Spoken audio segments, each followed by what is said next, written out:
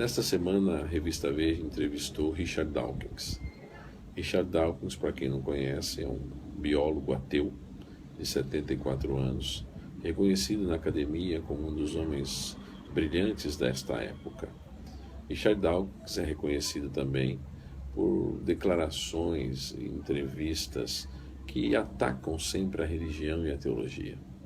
E como é do seu costume, e não poderia ser diferente, novamente ele fez isso aqui no nosso país e diante da entrevista que lhe foi feita. E dentre as várias perguntas que lhe foram perguntadas, uma delas estava diretamente ligada ao fato de que como ele poderia definir consciência. E ele simplesmente não definiu consciência. Ele mostrou-se absolutamente ignorante no que diz respeito a definir, a mostrar o que consciência era.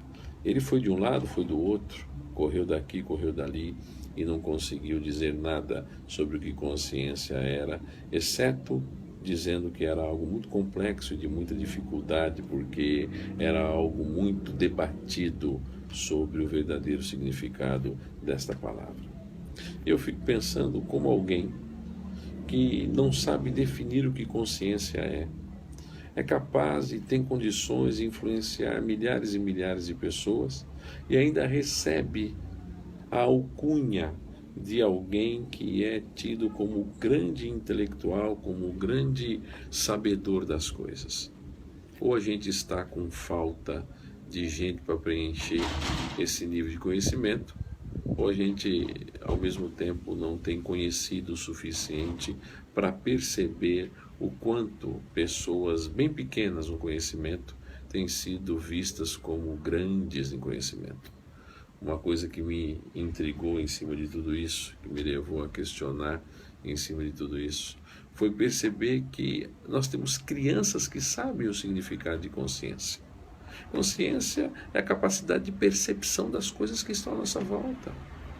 Consciência é a capacidade avaliativa dos fatos que envolvem a nossa vida. Consciência é a capacidade de pesar e de medir as coisas que envolvem todo o universo no qual nós estamos. Consciência é a capacidade de olharmos para dentro do nosso próprio coração e discernirmos o significado da nossa própria relevância nesse mundo. Ora, fetos têm consciência. E eles mostram isso de uma forma tão especial e experiencial que deveriam atingir a própria consciência do grande intelectual que se diz não saber o que consciência é.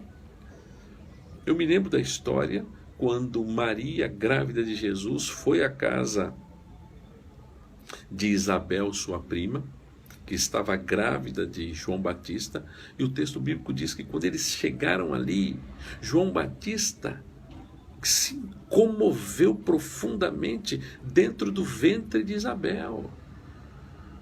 Conscientemente ele conseguiu perceber e avaliar que aquele que estava numa relação supratemporal, porque não estava dentro do tempo ainda, estava no ventre, na barriga de uma mulher, era o Cristo o Senhor, o Verbo que havia se encarnado e que estava ali, dentro do ventre, da placenta da sua própria mãe, sendo gerado, humanamente falando, para que entrasse em uma relação de redenção do próprio universo e dos homens que nele existem.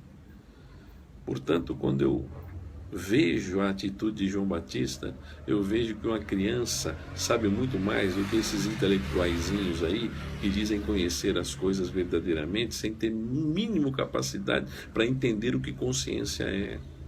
Ele disse também, perguntado sobre a posição de fé e de ciência, que teologia é um não assunto, que ele estava preocupado demais com as complexidades do mundo para poder perder tempo com um assunto que não tinha assunto. E eu fico imaginando o quanto um homem desse, ainda que não saiba o que é consciência, tem sobre si conscientemente uma visão completamente deturpada a respeito do que Deus é e da complexidade do universo criada pelo próprio Deus. Ora, ele tem escrito livros que falam sobre complexidade. Ele tem escrito livros que aparentemente são inexauríveis, porque vira e mexe ele escreve livros sobre a mesma temática. Se os livros dele e os conceitos que ele elabora nos seus livros ainda não conseguem expressar todas as coisas do conhecimento, quanto mais a Escritura Sagrada.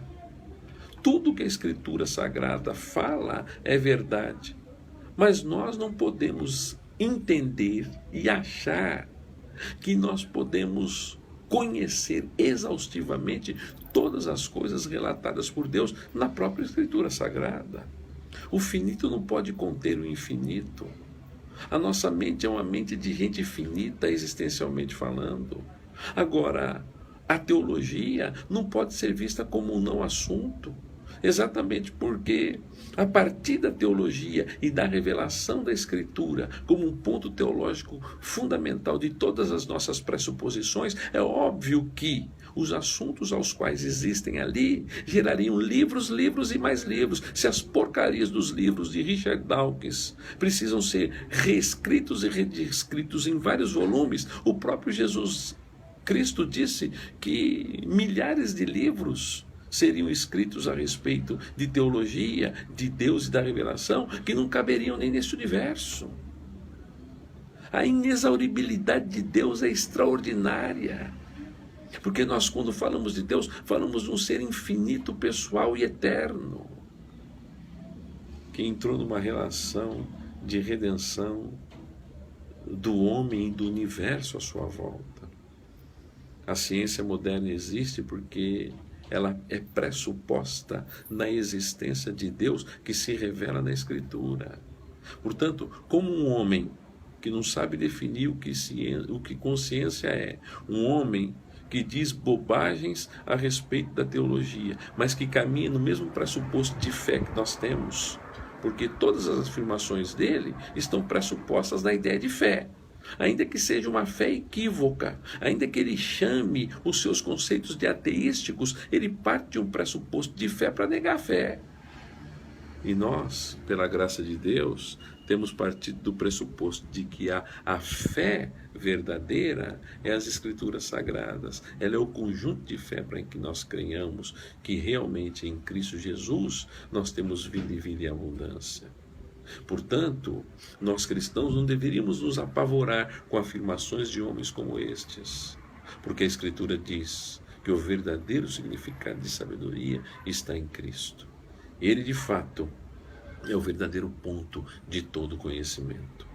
Que Deus nos ajude a não temer essas afirmações, mas olhar para afirmações ridículas, absurdas, de homens que pensam que são intelectuais e não conhecem nem mesmo a capacidade do significado do que são, influenciar a minha vida e a sua. Jesus Cristo disse que Ele é o caminho, que Ele é a paz, que nele reside toda a plenitude de sabedoria.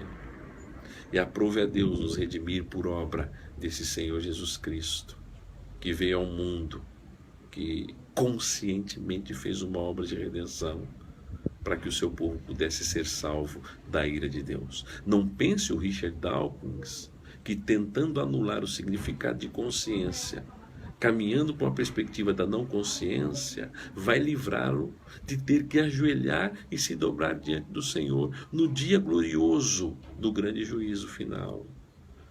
E se o senhor Richard Dawkins não vier ao arrependimento, saiba que a sua não crença não vai anular a intervenção divina sobre a sua vida, pesando sobre você a ira de Deus, lhe mandando para o inferno.